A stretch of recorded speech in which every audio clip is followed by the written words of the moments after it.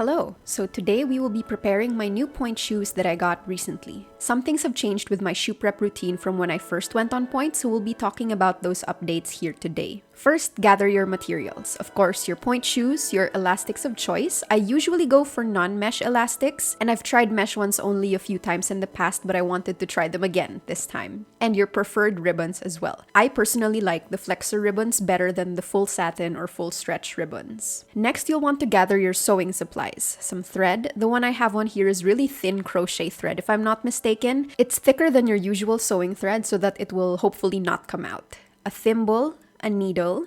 The one I have is also a little thicker than the average. Scissors. I have these fabric scissors, but really anything that's sharp enough will do.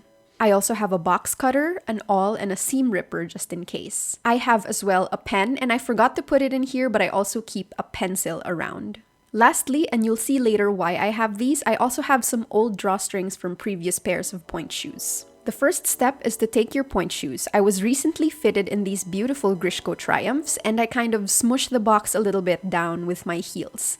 This is to soften them a little and make them a little wider as well. Next, I decide which shoe is left and right. Pointe shoes have no left and right normally, and a lot of them are still made by hand. This might give them some very subtle differences between each shoe, and as dancers, we can kind of just feel if something is off or doesn't feel right when we're wearing the shoes. So early on in my shoe prep process, I determine which shoe feels the best for which foot. That didn't quite feel right, so let's switch them up. And that feels a lot more stable actually, so we will go with that. After, I make sure to mark the shoes so I don't lose track. I write L and R for this on the insole so I can see it more quickly instead of like on the underside. Next, I'll start to bend and manipulate the shank a bit around the arch and the demi-point. I was put in the hard shank of this model, so it is quite stiff when new. I don't go all out with the bending just yet though, as I don't want to shorten the life of these shoes so much, but just enough that they'll hopefully form to my feet a bit better. After that, and this is something I didn't do as a beginner, is to darn my Pointe shoes. Because it expands the platform a little bit, darned shoes are a bit more stable to work with, and they also last a bit longer. When I first tried darning my shoes, I fell in love with it immediately.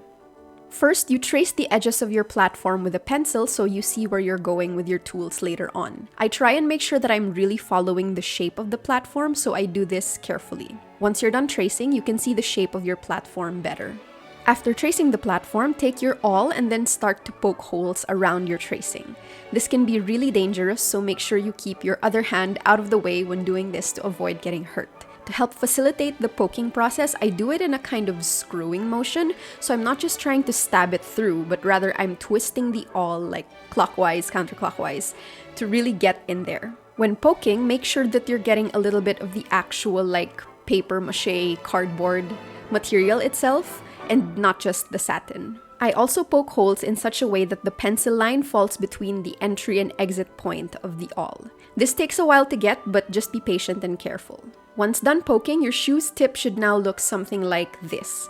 As I mentioned, the pencil line falls between the entry and exit points, and the holes also follow the shape of the platform, as you can see. Next step is to take your old drawstrings, fold them over, and carefully line them up with the pencil tracing. I learned this method from Tyrion Law, recently promoted principal dancer of the National Ballet of Canada, if I'm not mistaken. This is how she darned her shoes in one of her videos. I don't know if she still does them like this, but I found it to be a really genius way. I know darning can be time-consuming and can also eat up quite a bit of thread, so I thought that darning this way would be maybe a tiny bit more efficient, plus it lets you reuse some parts of your old Pointe shoes as well.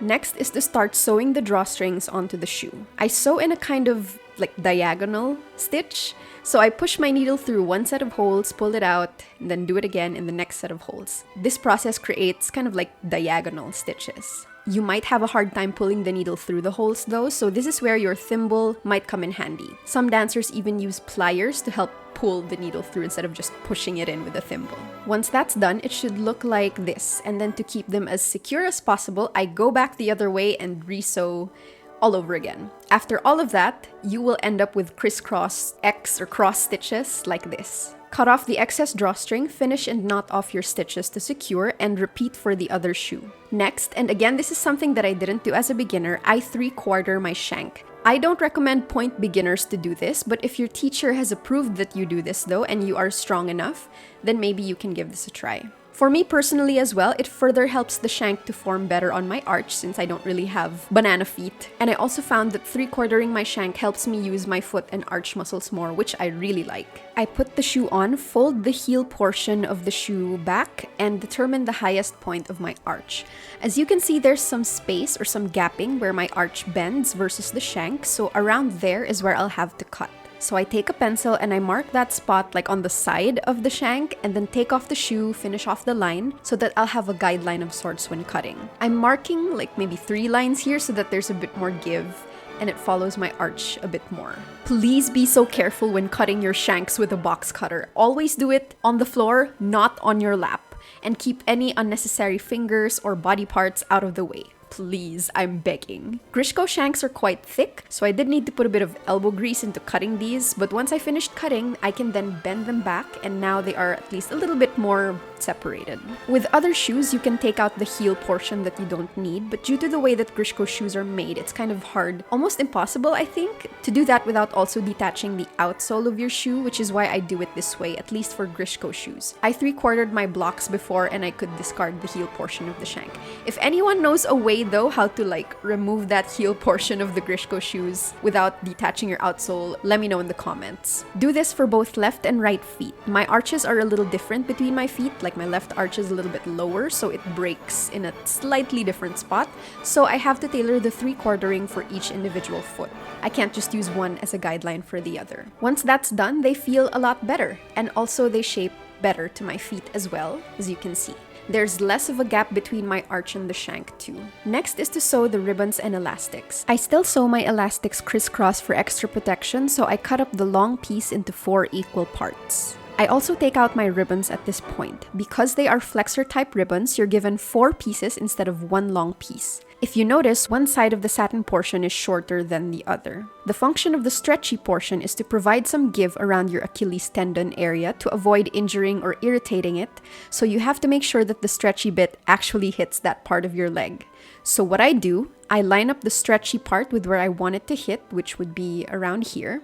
The shorter side of the ribbon, I will then kind of wrap around my ankle, mimicking how I would normally tie my ribbons. I make sure to hold everything in place as well and pull everything as taut as possible without cutting circulation off. I don't have an exact measurement for it, so I kind of just eyeball it. This is maybe about 1 inch of ribbon that I kind of measure down to the outer sole of my shoe. Once I'm happy with how everything is placed, how tight it feels, I keep my thumb kind of on the ribbon. I switch hands, making sure that I'm still on that mark, then I cut the excess off.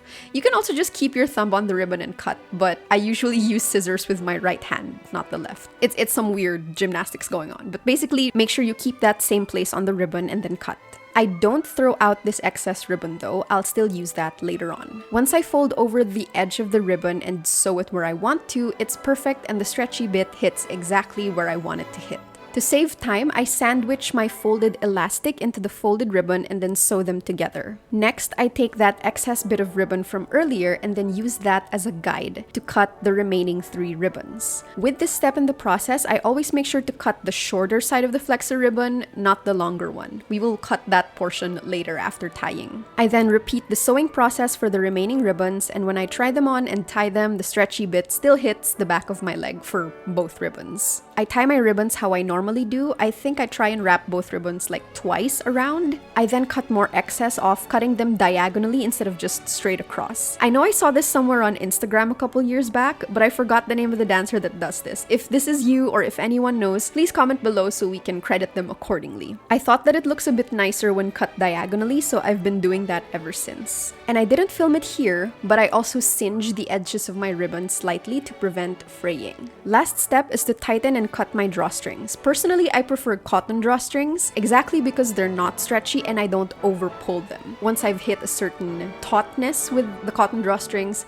I know to stop pulling. But with elastic drawstrings, sometimes I tend to go ham on pulling them and they end up too tight and start hurting my Achilles. But for this pair, I just tried not to pull too much, just enough to make the rest of the shoe fit a bit more snugly. Here you can see there's still a bit of bagginess when I mimic like going on demi-point. So I pull a bit more just until that bagginess mostly goes away. And when I try to demi-point again, ta-da, much less bagginess. Other dancers will just tie their drawstrings into a knot, but I like tying mine into a little bow just because it's cute, lamaw. But I always make sure to tuck them in after. It's now time to try the shoes fully sewn and break them in a bit more with some roll-throughs, releves, eleves, your basic point warm-ups at the bar, essentially. They still look pretty stiff, but personally, I won't break them in too much with my hands as I don't want to accelerate their breakdown. So I'll just keep using them at the bar to soften them and form them more to my feet. I hope you enjoyed and/or learned something new from this video. Like and subscribe, follow for more, and I'll see you in the next one.